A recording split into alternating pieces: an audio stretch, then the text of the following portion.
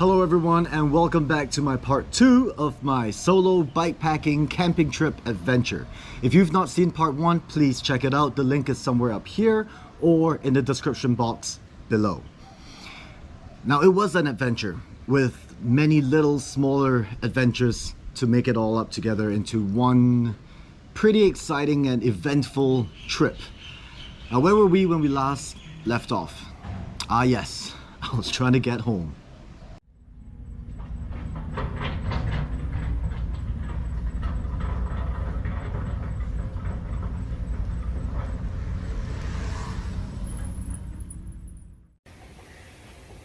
I'm on my way home.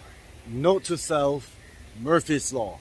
Anything that could go wrong will go wrong. So, had the e-bike fully charged up before my trip, and it's supposed to have a 100-kilometer distance on a full charge battery. I'm guessing it's because of all the extra weight on my backpack and on the bike itself. But yeah, the battery died. Did about 14 kilometers yesterday. I'm halfway home now, so that's another 6, so it's done about 20.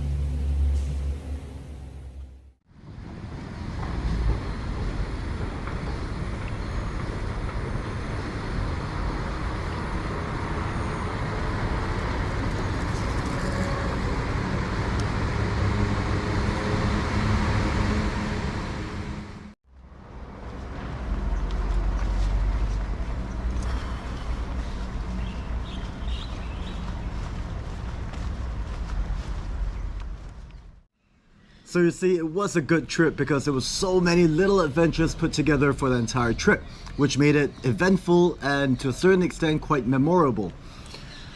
I've learned a lot about camping because I've not gone camping or outfield, because that was the last time I did any camping, which was in the army, for close to 18 years. And so it was kind of like a refresher course. So I learned a lot. I know what I need to prepare better, and what are some of the things I do not need for future trips, and there will be future trips. In fact, I've already submitted my camping permit for my next trip, so that's going to happen in the next couple of weeks. Stay tuned. Please also follow and subscribe if you've not already done so, because it should be a lot more exciting than the first camping trip. Now let's have a quick recap on that first trip in part 1. So I left home at about 11 in the morning. It was drizzling, which was fine because I enjoy that. And I did about 2 kilometers out and I realized, well, my shoulders were really light. It's pretty comfortable despite the rain. Then I realized that my backpack was not on me. So I had to come home, put on my backpack, and then go back out. The original plan was to do a 16-kilometer scenic route, but because of the rain, I decided to cut short the distance, take a shorter route. So it was 12 kilometers. And that was that. That was a little river water obstacle, and I've got friends who are like, no, that's not a water obstacle.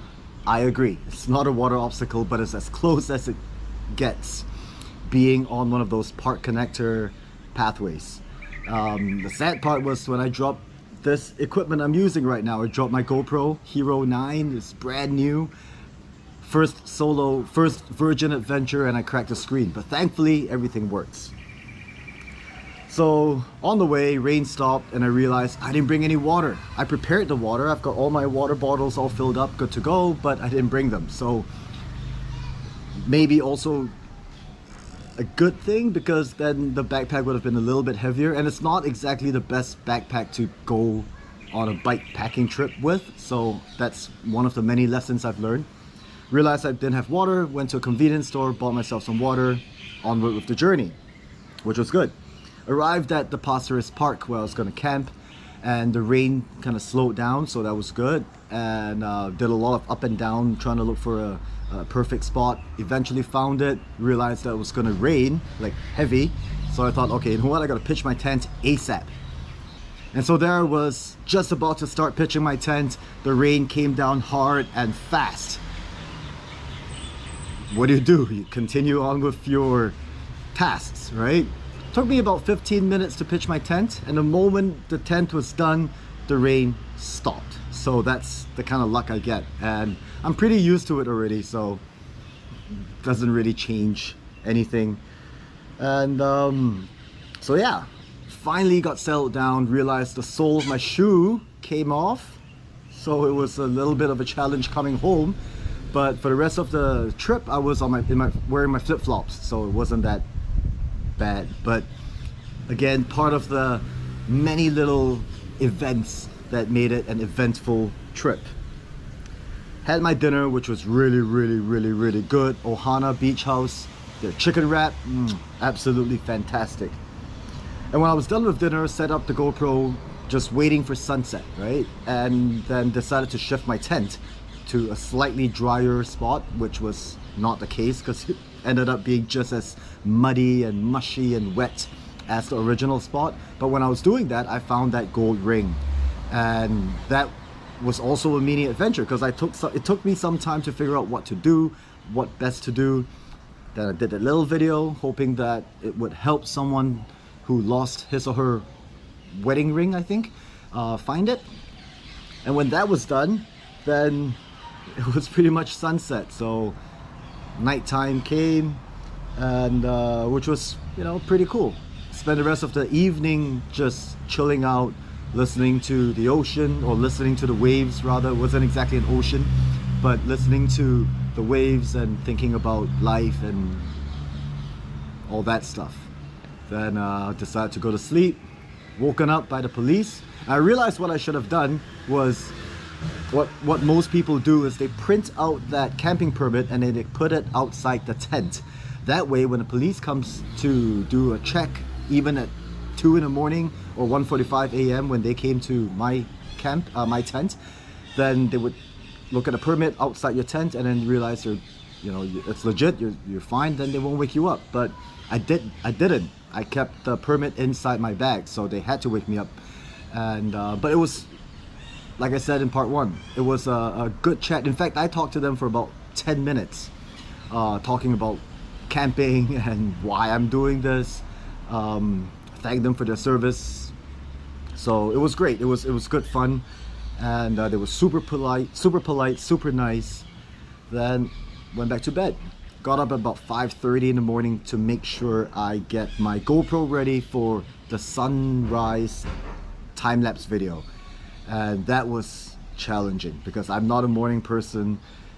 Given a choice, I would never want to wake up until I am fully rested, but I guess that's the same for most of us, right?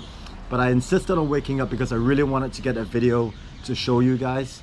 So I had my GoPro set up and went for a shower, which was refreshing but freezing cold at 6 odd in the morning. The sad thing about that sunrise time-lapse video was that it was almost completely dark, right? When I set up the GoPro towards where the sun was supposed to come up, and I couldn't see where the horizon line was. And I wanted to avoid the beach because you guys kind of saw how much garbage and trash that was on the beach washed ashore, but I couldn't see it in the night, so in the dark. So when the sun did come up, I realized, you got all that stuff on the beach in the video. But it was still a pretty nice video. Could have been better. So all upcoming sunrise and sunset videos, I promise you, will be better. Then pack up, had a light bite, and decided to go home because the camping permit ends at 9 in the morning. So it took me about 45 minutes to tear down my campsite and pack everything up onto the e-bike and then journey home. I was still gonna take the 16-kilometer scenic route, but as I was approaching that crossroads, I realized I'm way too tired and still quite sleepy. Decided to take the shorter route, 12-kilometer shorter route, which led to the start of this video when the e-bike just stopped working, which was interesting because the fully charged battery on the e-bike, which obviously I fully charged it, is supposed to give you a 100-kilometer range. I did about 18 to 20 kilometers on day 1 going to the campsite, and then I thought I should have more than enough juice to go back, but it just died on me and stopped working. So I had to use my pedal, right? And it's fine, I do a lot of cycling. I enjoy cycling. It's fun for me. But if you're cycling on an e-bicycle with no power assist, then there's a lot of friction. It's a lot tougher than riding a mountain bike or anything like that. And the wheels are really small, and I've got all that load on me, backpack on me, all the tent equipment, all the camping stuff like my inflatable mattress, inflatable pillow, tent, all that stuff was on the bike itself. So I'm guessing it was because of all that extra weight, so the power usage was different. Nevertheless, last 6 kilometers home it died, so you know, physically pumping it for about 5 kilometers, almost home, couldn't take it anymore, got off the bicycle and started pushing till I got home. Came home, took a shower, and I fell asleep. You know, I knocked out for a couple of hours, and yeah, it was really tiring, but it was rewarding. It was rewarding for a variety of reasons. Number one, I enjoy stuff like that. I love getting lost. In the past, before GPS on your cell phones or GPS in your car, when you had to use a GPS map, a physical paper map to navigate, I love that, right? And I love getting lost, especially, well, only if you have time to spare, then I love getting lost because it's immediate venture. So yeah, I've submitted my request for the next camping trip. So camping permit, hopefully I get approved within the next couple of days. For those of you who are in Singapore and do go camping here, you guys would already know that the only reason why I need to wait a week for a camping permit is because I'm not going to be camping on Singapore Island. It's going to be on, well, it's going to be somewhere else. And so yeah, please stay tuned, follow me on Instagram or subscribe to my YouTube channel. I promise you guys it will be less talking, because I realized in part 1 it was a 44-minute video, and a lot of my friends went like 44 minutes. Wow, you know, I gotta devote and sacrifice time to watch that kind of video. So I will make the videos a little bit shorter. Yeah, but yeah, exhausting as it was, I thoroughly enjoyed the trip. I mean, saw so much wild animals, right? Stray dogs, stray cats, monitor lizards, monkeys, chickens, sea otters. It was really cool. So yeah, that's all I got for you guys in this part 2, and also the closing video of my first ever solo bikepacking camping trip. Thank you for watching. If you have enjoyed the video, please remember to give me a thumbs up, and I'll see you guys soon. Take care.